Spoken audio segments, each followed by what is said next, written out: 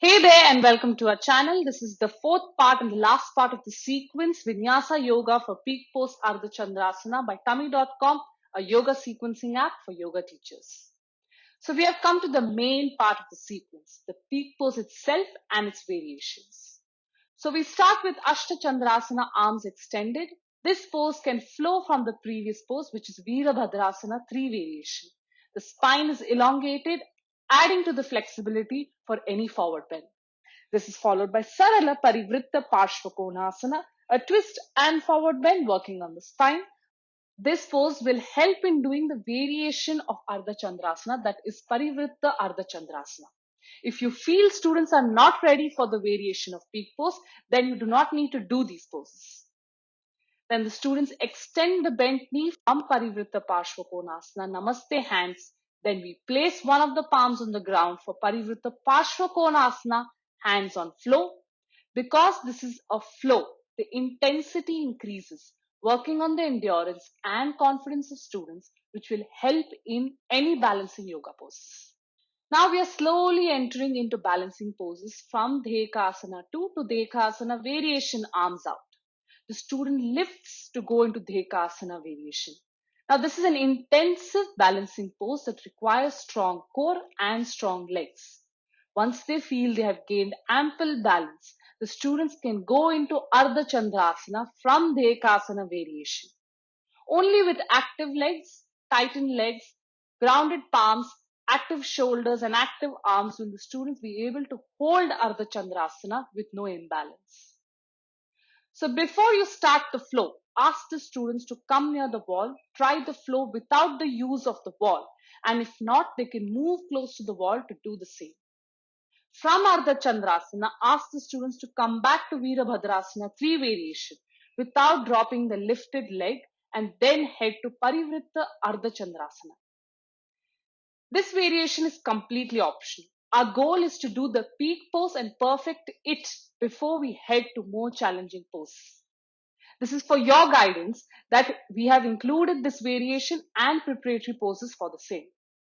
Ask the students to do the counter pose, that is the downward facing dog, and then head to the other side of the body and notice the peak pose performance on the other side, because it's likely that one side will be more stronger and we want to create balance between both the sides.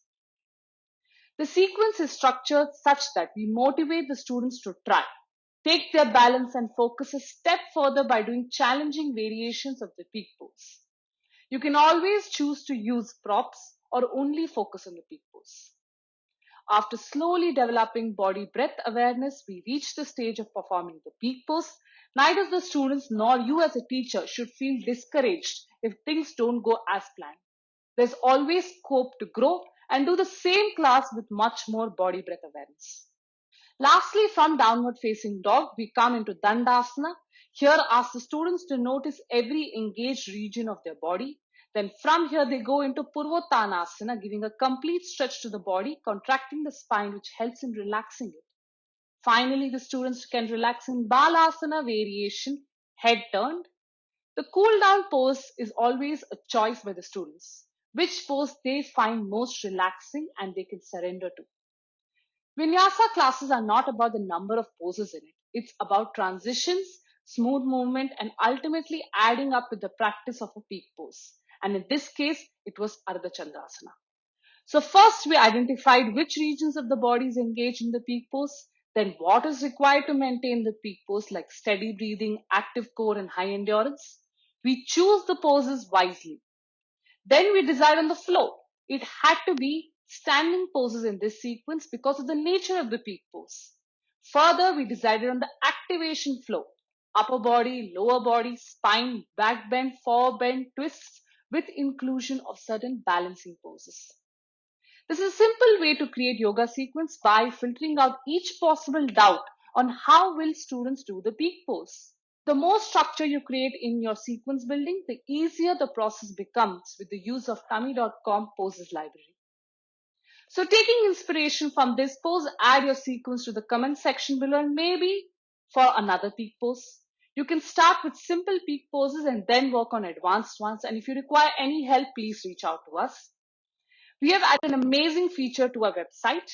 That is the cues for certain poses. For example, downward facing dog, which are concise and accurate. We are on our way to complete as many poses as possible, but you can always mail us if you have specific requirements. Lastly, if you like our videos, please press the like button. If you have any suggestions, please mail it to us or add it to the comment section and help us grow. Subscribe to our channel by clicking on the link, and we will get back to you with another mini vinyasa flow in our next sequence. Thank you, take care, and stay tuned.